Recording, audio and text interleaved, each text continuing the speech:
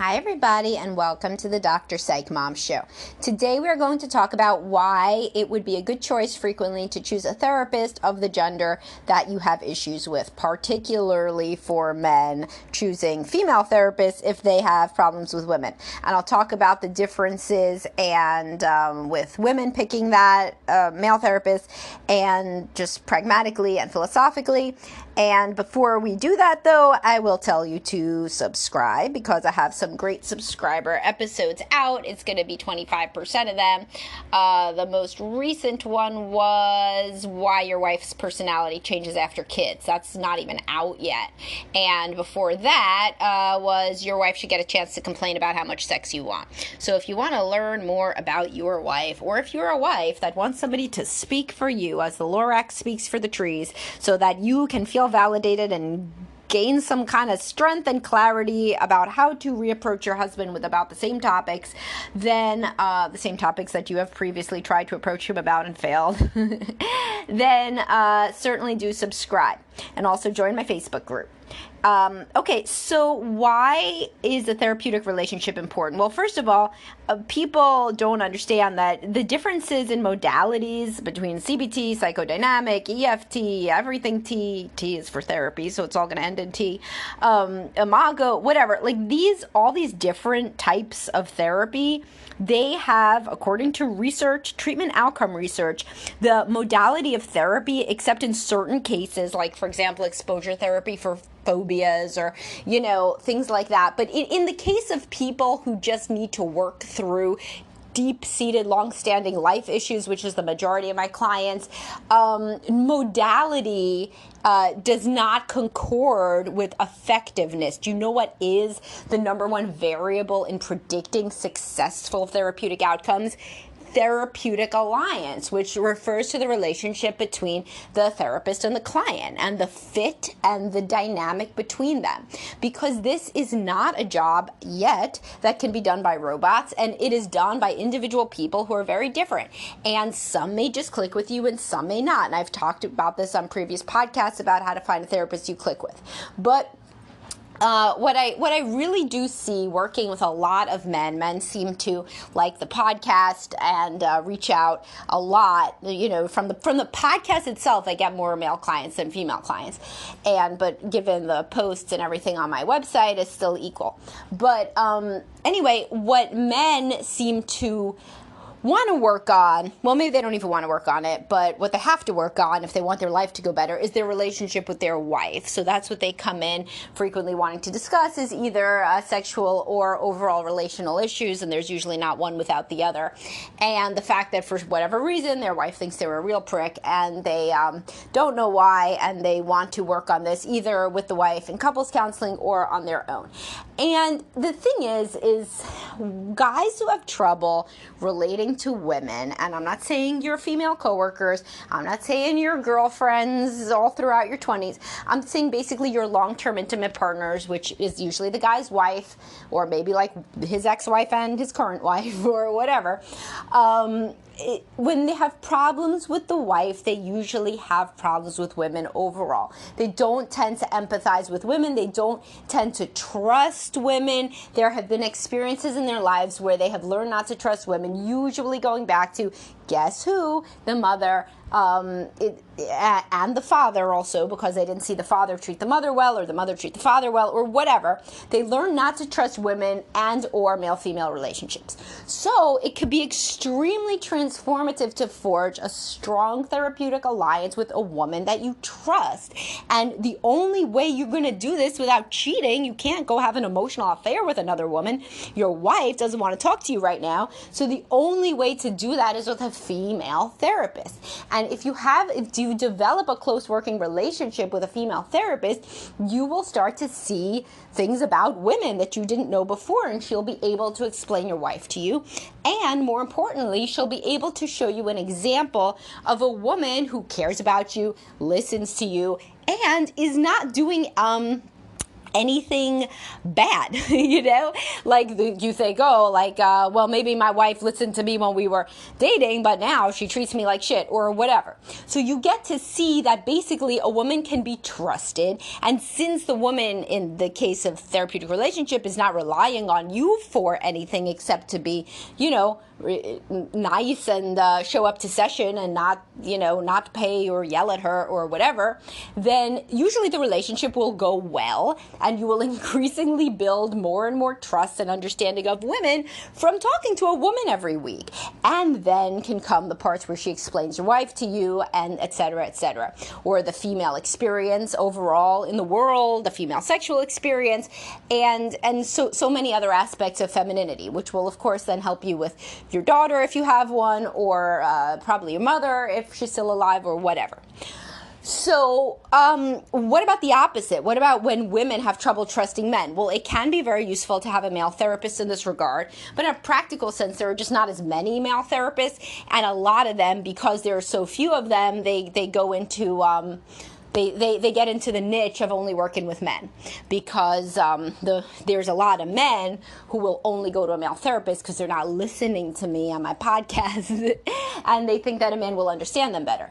Listen, you as a man, you can find other men to talk to. That's allowed, even if you're married. You could find male friends. You could find a male mentor of some sort. Your boss is probably a man if you're in a male-dominated field, and so are your coworkers. But you can't talk to another woman on an intimate level. Women can find a male therapist. There's just fewer of them, and sometimes they are in just kind of male niches, such as literally working with only men's issues. But if you can find a good male therapist that you that can provide a healing experience and have you understand men and trust men again through this transference going well, then good. Then you can do that as well. It's just not as practical sometimes. It's harder to find men who go into the field.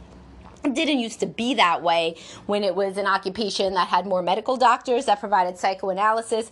But as more therapists started to have all sorts of degrees and there were fewer barriers to entry, then women joined more, and that's just kind of how it is. Now it's a female-dominated field because there's more women who go into the caretaking occupations that want to talk. I think it's like a talking caretaking occupation. So there's going to be an overlap between what women like and this occupation. So sometimes men might feel like a woman is not going to understand them. She's not going to empathize with them. If you are thinking this, you're exactly the guy who needs a female therapist. Because why would you assume that? Yes, she doesn't have a penis, but if you prick her, does she not bleed? She's a person. And the guys who cannot understand that a woman could have a deep empathic connection with them are the ones who most need to have a female therapist, to understand that women, in fact, can have a deep empathic connection with men, and to help you explore why you have these preconceptions around women and where you learned them and how to unlearn them and experiment with other ways of being. So the benefits of talking to a woman, once you get outside your comfort zone and you want to do it, are vast, because you can, if you talk to a male therapist, you can make plenty of progress in understanding yourself, but to some extent, you're in your comfort zone because you've always talked to guys. You may not talk to them on this deep of a level, but you've certainly always talked to men. You had to. You were a man. You are a man.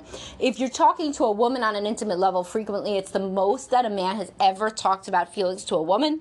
And seeing that she doesn't shame him, that she's interested, engaged, that she wants to know more, that she is able to understand, that she's able to see his experience in a different way, these can all be very, very healing for men, particularly who have had bad relationships with women or who don't trust. And I have a whole subscriber-only podcast on men who don't trust. And if you are like this, you should listen to this.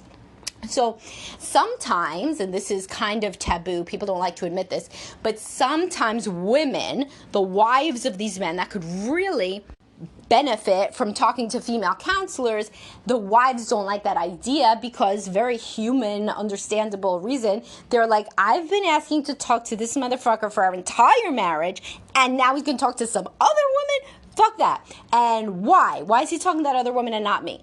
So if you do feel any jealousy as a woman about the idea of your husband talking to a female therapist, keep in mind that with very rare exceptions, you don't think about your clients like a potential husband.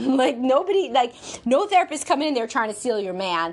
Very rarely. I'll say it to you this way. There's plenty more times that I've seen in just from being in the field and from reviewing the literature on this sexual harassment and these dual relationships. Male therapists much more frequently, obviously, do this, act inappropriately with female clients, just as males cheat more than females, etc. Males do these sexual behaviors more than females. That's just how it goes. But so it's real rare for a woman to have any designs on your husband. That is, if she is his therapist, it's really hard to be attracted to somebody that you're talking to about all of their shit all the time. Also, of course, it does happen, that a man can get a crush on his therapist because that's called transference. And even if you're a 90-year-old female therapist, there's going to be a guy that visualizes you as his perfect partner, and you're so understanding and you listen and you're invested, and of course you're invested. It's 45 minutes a week. It's all new information. Of course the therapist is going to be more interested than your wife, who you've been saying the same stuff to for 20 years. But the guy doesn't think about that in the moment, and he develops a crush on the therapist, which is totally normal. But the usual situation for that is not even discussed. Or sometimes people will bring that up with some therapists, and it's always a great concern for the therapist, and they seek supervision, especially when they're younger. And this is a big thing, but a big bad thing, that they need to seek supervision about how to handle. But the reality is the majority of men don't even let that into their consciousness if they have a crush on the therapist, and the therapist turns into more of a transference figure for a mother. And that is kind of the ideal attachment relationship, is that the therapist can help reparent the client. So that the ideal is that on some deep subconscious level, the therapist turns into not the wife that the man ever had, but the mother that the man would have wanted, who's actually more, interested, engaged, objective, not very anxious or depressed or MIA or biased or mean or whatever was up with the man's childhood. So this can be a very reparative experience. If you allow your husband to go to a female therapist, he may end up being a far better husband, because he will have learned how to engage on a deep level and to trust a woman, which will only make him a better husband to you.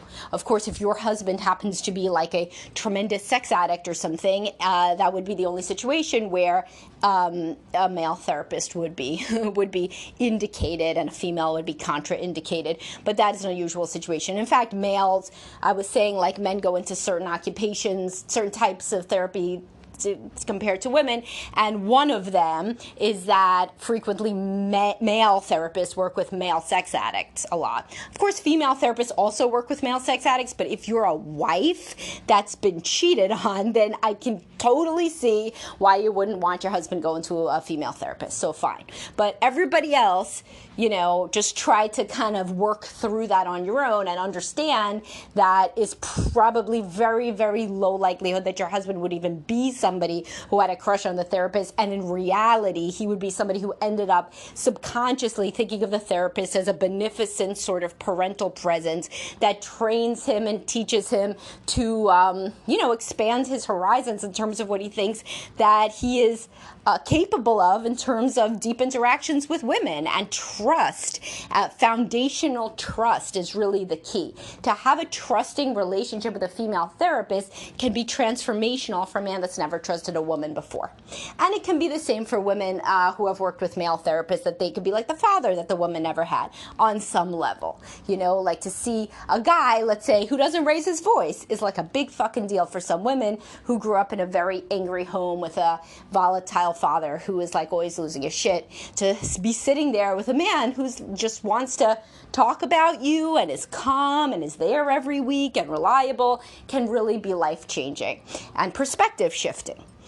So, if you are somebody that has ever been thinking about that you want to work through your issues around women, or if listening to this podcast has really brought to the fore the issues with women that you do have, then yes, if you are thinking about getting a therapist, then try the person of the gender that you don't trust. You know, it's something where you're going outside your comfort zone, and it's in the service of being an overall more complete and whole and trusting and confident and authentic person, which are things that everybody wants and aspires to in therapy and out of therapy.